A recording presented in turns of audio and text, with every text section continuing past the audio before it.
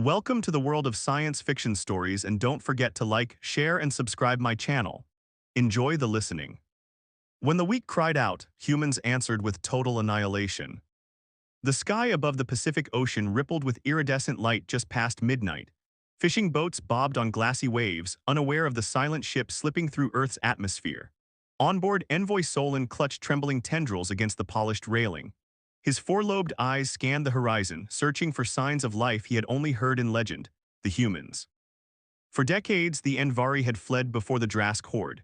Their crystalline vessels refracted distant stars like shattered gemstones, but their people grew weak from endless exile. When their home world fell and the hive fleets hunted them to the fringe of the galaxy, Solon risked everything to send a plea: "Help us or we perish." On Earth, military strategist Amara Hayes paced the deck of the floating city Arcadia. At 38, she carried the weight of countless war games, preparing humanity for threats that many said would never arrive. Scientists teased her for her relentless drills, but Amara believed one truth above all: when danger comes, only readiness keeps the weak alive. The Arcadia's sensors picked up the Envari ship's signature 6 hours ago. Since then, every nation had clamored for control. Some saw opportunity in alien technology, others dreaded the risks of interstellar war. Amara's orders from the Global Defense Council were clear: receive the envoy but no concessions until proof of peaceful intent. Below her, translation teams worked feverishly. The Envari tongue wove tones and harmonics in patterns humans had never encountered. Each syllable carried layers of meaning like ripples through water. Linguist Jana Rim, eyes red from sleepless nights, motioned to Amara. "We have a basic transcript," she whispered. "They speak of extinction, they need sanctuary." At a hastily secured landing pad, the envoy vessel settled with a breathless sigh. Floodlights illuminated pale blue plating that pulsed softly with alien energy. A ramp extended and Solon emerged, limbs trembling but posture proud. Beside him hovered a small device translating his melodic voice into English. "I am Envoy Solon of the Envari," he intoned, each word weighted by the gravest despair. "We beg for shelter, the Drask pursue us without mercy." Silence stretched. Soldiers gripped rifles, diplomats exchanged wary glances. Amara stepped forward, voice steady. "We will hear your plea, but understand this: Earth does not give aid lightly. Our people remember the cost of war." Solon bowed his head once, fractal patterns of sorrow shimmering across his skin. "We carry nothing but hope," he said. Hours later, inside the United Council chamber, representatives stood divided. The Chinese delegate spoke of economic benefits in alien biotech. The Russian envoy warned of Drask retaliation. In the gallery, civilians watched on hollow screens, fear mingled with fascination. Amara rose to address the assembly. She spoke not of profit or politics, but of values.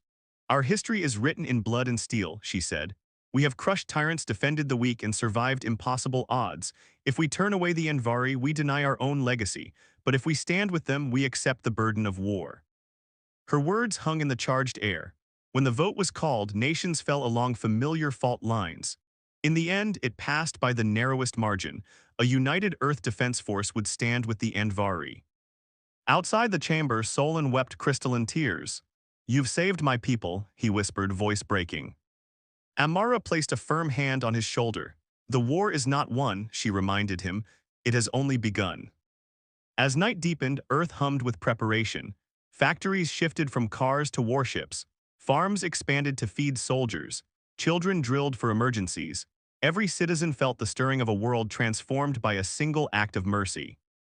High above, the Envari mothership loomed, a silent testament to a species on the brink. Within its crystalline halls, elders whispered prayers of gratitude. They believed humanity would be their savior. But on distant worlds, the Drask saw the awakening of a new enemy. Their hive network pulsed with rage. They had never met creatures who fought for strangers or loved for compassion.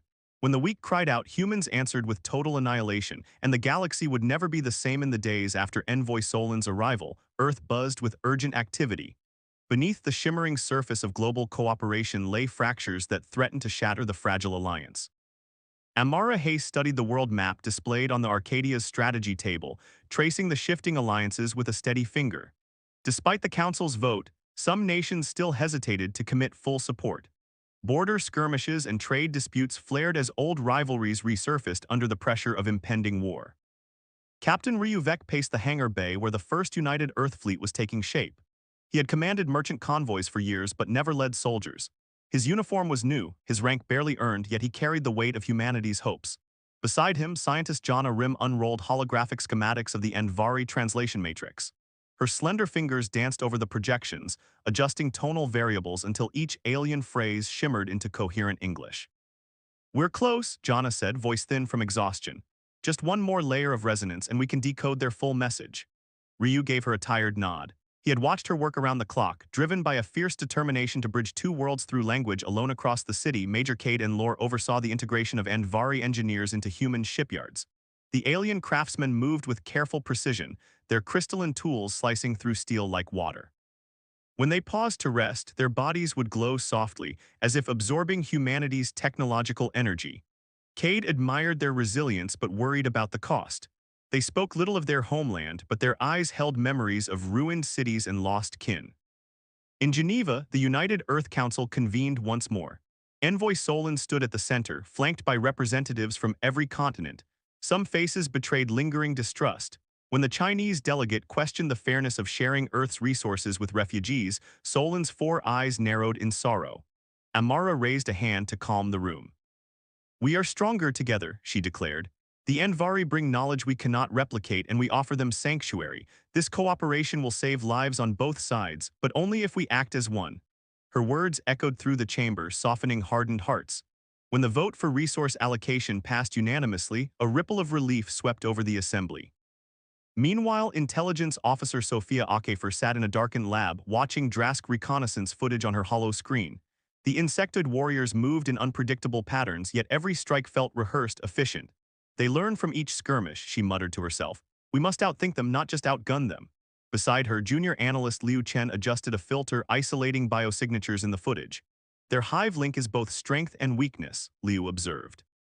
"If we can disrupt their neural network, they'll be vulnerable." In a quiet garden on the Arcadia's observation deck, Amara met with Solon under a canopy of bioluminescent flora.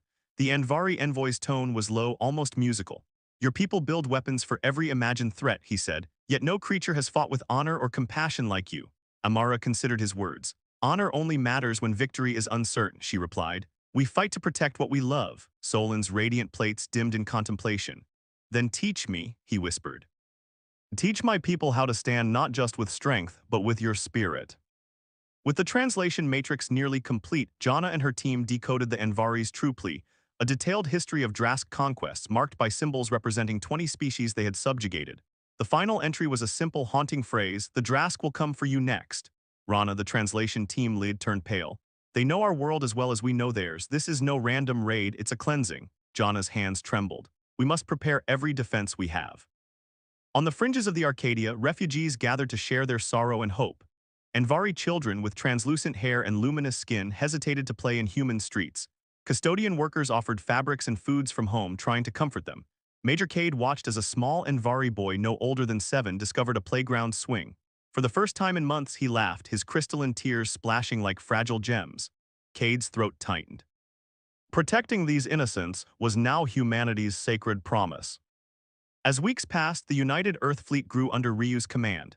Sleek human destroyers bristled with alien energy cannons, while Andvari cruisers lent their gravity-manipulating drives. Ryu trained mixed crews in emergency drills, forging bonds through shared hardship. He watched as human marines and Andvari engineers stood side by side, joking in broken patches of each other's tongues. It was a small victory, but one that fueled his hope. Back in the council chamber, Sophia presented her findings on Drask Hive disruption. She outlined a plan to deploy sonic wideband devices on key warships, blasting frequencies that would scramble the Drask's neural pheromone link. If successful, enemy soldiers would become disoriented, unable to coordinate. The proposal was bold, borderline reckless, but Amara recognized its potential. She leaned forward, eyes blazing. "We approve. Develop the devices at once." The following morning, an emergency summit convened on the Arcadia's flight deck. Admiral Soren Ivo, newly appointed commander of the United Fleet, addressed the gathered officers. "In 48 hours, we launch our first joint operation," he said. "Our target is a Drask staging post in the asteroid belt. We will strike hard, using everything we have learned. Success will buy us time, failure is not an option." Beneath the roar of engines and the hum of energy reactors, soldiers and engineers fell into a determined silence. Captain Ryu clenched his jaw, recalling Amara's words, "To protect what you love." Major Cade loaded his rifle with the new sonic disruptor rounds, feeling their weight in his pack. Jonna tested the final translation modules, her heart pounding with both fear and exhilaration. Envoy Solon walked among them, his presence a quiet reminder of why they fought. He paused before a firing range, watching a human marine fire at target drones. The bullets tore through the simulations with brutal precision. When the trooper lowered his weapon, he nodded respectfully to Solon. "For your people," he said simply. Solon inclined his head, luminous plates pulsing. In 4 days, the United Earth Defense Force would confront the Drask for the first time. The fragile alliance had been tempered in the fires of diplomacy and shared purpose. As dawn broke over the Arcadia, humanity's hope burned brighter than any weapon. They would fight not for conquest, but for compassion. And in that truth lay their greatest strength. Major Cade and Lore stared at the holographic map hovering above the command table. Jagged lines marked the asteroid belt's dense clusters. A red dot blinked at the heart of the field, the Drask scout base they had spotted days ago.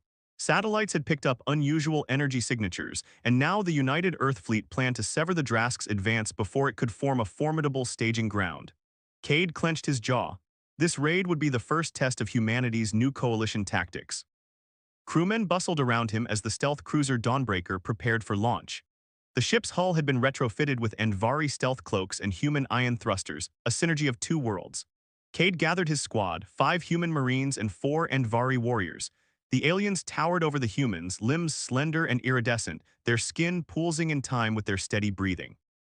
Neither side had fully mastered the other's habits, but they had learned to trust one another in the weeks of training that led to this moment. Below deck, tech specialist Liu Chen calibrated the cloaking field. His fingers flew over the panel, adjusting frequency modulators until the hull shimmered out of sight. "All systems green," he announced. Cade nodded. They would slip through the outer sentinels undetected, strike the command hub, and fall back before the Drask realized what hit them. Timing was everything. As Dawnbreaker exited the jump gate and phased into the asteroid field, silent tension gripped the crew. The ship slipped like a shadow between tumbling rocks, skirting Drask patrols. On deck, Cade motioned to his team. The hatch hissed open and they descended into the void, tethered to grav lines that glowed faintly under their boots. They drifted toward the scout station's perimeter dome, a crystalline structure bristling with sensor arrays and defensive guns. An Andvari scout named Okal tapped Cade's shoulder. 4 small eyes reflected the station's dim light. Okal raised a slender limb, signaling a pattern of Drask patrols. Cade matched his finger to the rhythm. "Move on my mark," he whispered. His voice crackled through their comms. At 0 hour, they blinked into invisibility and surged toward the dome. Inside the station was a winding labyrinth of corridors built into asteroids' veins. Red emergency lights rotated, spilling eerie shadows across alien glyphs. Drask soldiers, tall, armored, many-limbed, patrolled with insectal precision. Whenever one turned a corner, Cade and his team froze, hearts pounding. The stealth cloaks flickered under stress but held. At the central chamber, they found the nerve center, a crystalline spire humming with energy. There, Liu hissed, pointing at a pulsing core. The console beside it displayed holographic schematics of Drask supply lines and fleet movements. Captain Ryu's voice crackled in Cade's ear.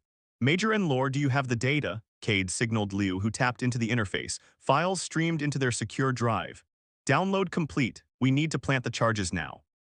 Janus, an Andvari engineer, produced spherical devices etched with glowing runes. These were warp charges capable of collapsing the station's crystalline backbone with minimal fallout. Cade placed each charge at key structural nodes while Janus synchronized their timers. They worked quickly. The station's hum seemed to grow louder, as if sensing intrusion. Suddenly, alarms blared. Red strobes lit the chamber. Some Drask patrol must have discovered the empty corridors. Cade cursed. "Go now," he ordered. The team sprinted for the exit, grenades and disruptor rounds clearing their path. Drask soldiers charged in their direction, claws slashing. Andvari fighters met them with energy blades, while human marines opened fire with precision bursts. The combined tactics created chaos the Drask had never seen. Outside, Cade and his squad latched onto the gravlines again, rocketing outward as the charges detonated. The station imploded in a shattering wave of crystal shards. The shock rattled their frames, nearly ripping off their tether hooks. Cade guided them clear, urging against the crushing pull of debris. Back aboard the Dawnbreaker, they collapsed into the docking bay, adrenaline still pumping. Captain Ryu stood by, face grim but proud. "You did it," he said, voice low. "And you brought the data?" Cade nodded, handing over the drive. Ryu punched in the codes, and the fleet's strategic AI integrated the Drask schematics into its battle simulations. In the days that followed, the stolen intelligence proved invaluable. Sophia Akefer and her team poured over the enemy's supply routes, identifying choke points and defense blind spots. Armed with that knowledge, the United Fleet launched surgical strikes, crippling Drask mining operations and supply convoys. Each victory chipped away at the Drask's confidence, proving that adversity only sharpened human resolve. On Arcadia, Envoy Solon watched reports of the raid on hollow screens with somber awe. He saw the station's glittering chambers collapse and the Drasks panic at their unexpected defeat. "Your people fight like shadows," he told Amara, who had joined him in the war room. "They strike unseen, vanish before you know they are there." Amara offered a rare smile. "Then we are shadows made flesh," she replied. "That is our strength." Amid celebration, Cade found a quiet moment with Okal. The Andvari warrior unfastened his helm, revealing soft patterned plates that shone like crushed moonstone. "Thank you," Okal murmured. "You saved my family's future." Cade shrugged. "We fight together now," he said, "and we protect each other." Okal's small smile glowed brighter than any weapon.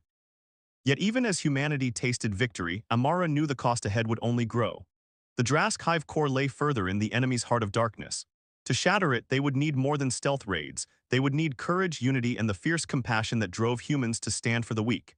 And with each passing moment, the Drask writhed in their own shadowed rage, preparing an answer that would test every fiber of Earth's newfound alliance.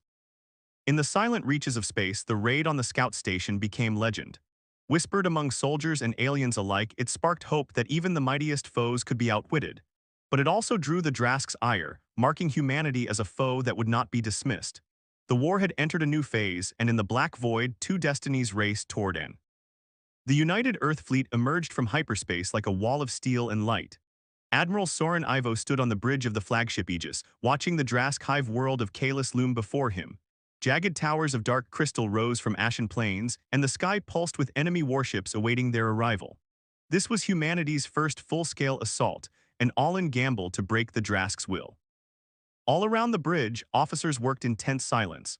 Translation specialist Jana Rim monitored Drask chatter, feeding real-time updates to the tactical display. "They're massing fighters on the northern orbital," she reported. Below, Captain Ryu Vec prepared his destroyer squadrons for strafing runs. Major Cade and Lore checked his platoon's weapons pods, now mounted with sonic disruptor emitters. Each unit understood the stakes. Failure here would doom worlds still waiting for liberation. When Ivo gave the order, the fleet deployed in perfect formation. Blocky human battleships bristled with railguns and missiles, and Andvari cruisers drifted on gravitational tides, ready to rip open enemy shields. As the first human volley erupted, beams carved courses through the dark sky. The Drask answered with a chorus of shrieking shells and rapid-fire plasma.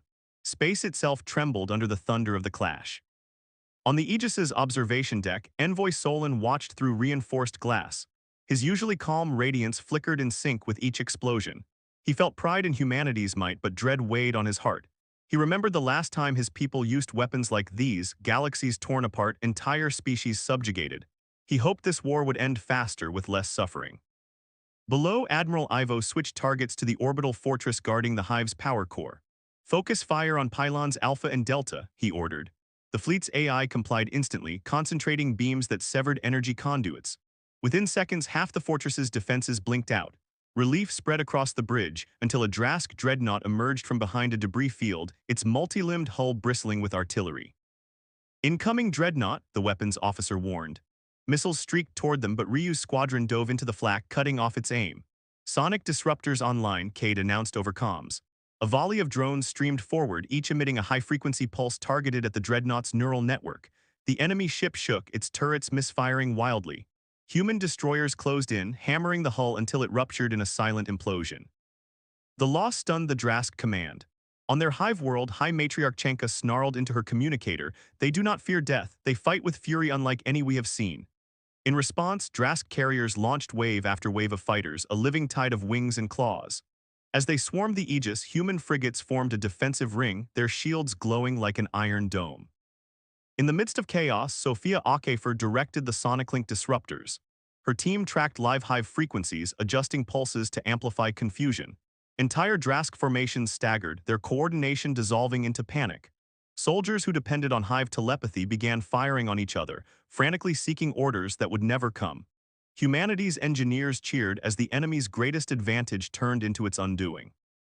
On the ground, Major Caden Lore and his unit dropped onto the volcanic plain of Kalis. Heat shimmered off black sand, and the air smelled of sulfur and fear.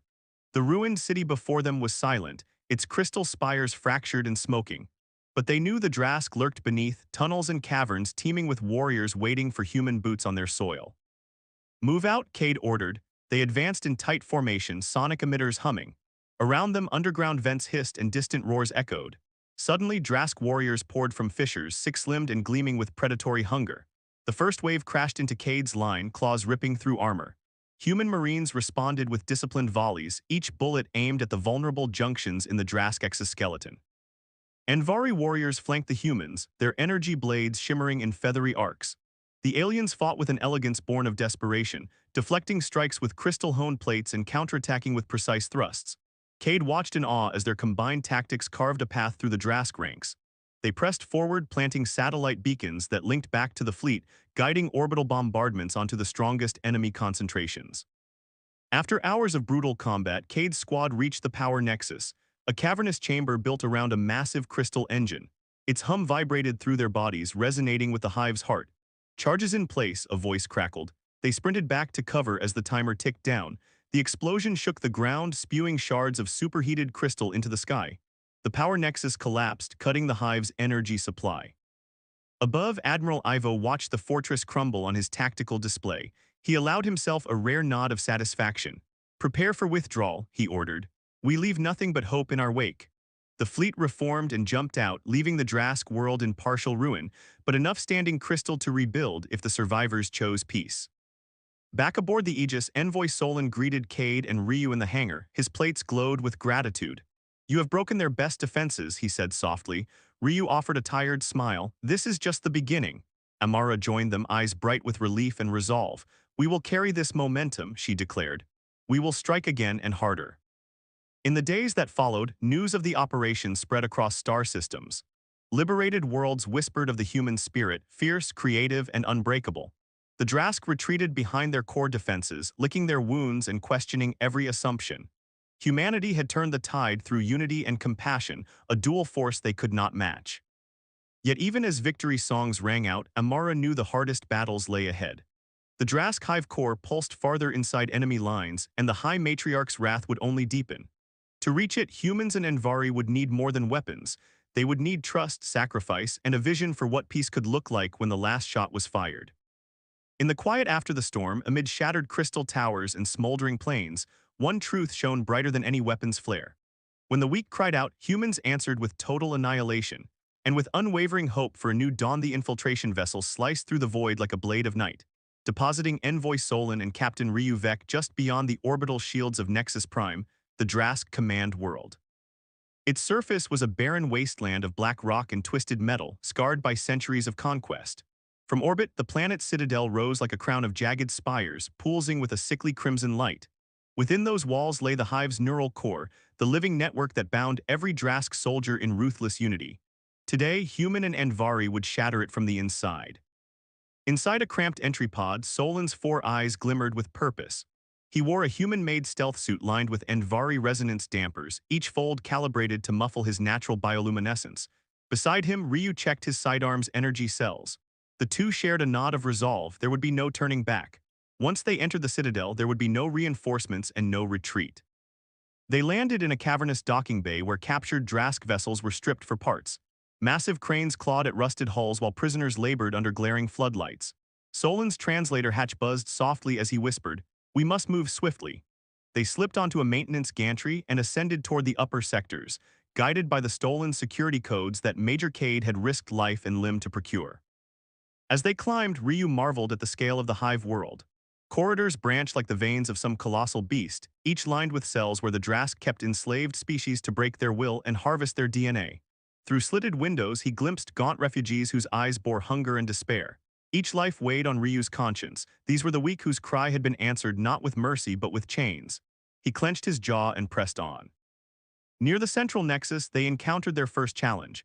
A patrol of 8 Drask mind guards, each towering over them with exoskeletal plating and barbed mandibles. Ryu raised a silenced pulse pistol and fired at the nearest guard's neural junction, the same weak point that human engineers had identified in countless simulations. The creature convulsed, its limbs flailing before collapsing in a shower of sparks. Solon struck another with a stunner blade, sending shockwaves through its thorax. Within seconds, the corridor lay silent, but for the drip of molten fuel from ruptured conduits. They pressed forward, wiping sweat from their brows as the pre-programmed security door opened with a hiss. Beyond lay the neural core chamber, a cathedral-sized hall where a colossal organic lattice pulsed with bioluminescent veins. Tendrils of living crystal arched upward to converge on a domed reactor at the ceiling's zenith. This was the Drask hive mind made visible, feeding on the emotions and pheromones of every soldier across the galaxy. Solon approached the main console, glancing at Ryu. "This device will broadcast the disruptor signal," he said, voice trembling with both dread and determination. A pair of side panels housed the human-Anvari hybrid transmitter that would jam the hive link, fracturing the Drask network and reducing them to disoriented fragments. Below the console, Ryu planted the charges that would collapse the overhead lattice once the signal was live. But as Solon prepared the transmitter, the lights flickered and a deep thrumming filled the chamber. From the shadows, High Matriarch Chenka emerged, her segmented carapace gleaming like obsidian. Her mandibles clicked in a deadly rhythm as she surveyed the intruders. "You dare invade the heart of the hive?" Her voice cracked with ancient rage. Ryu leveled his pistol, but Chenka moved with inhuman speed. She lunged, smashing the weapon aside and pinning him against the console.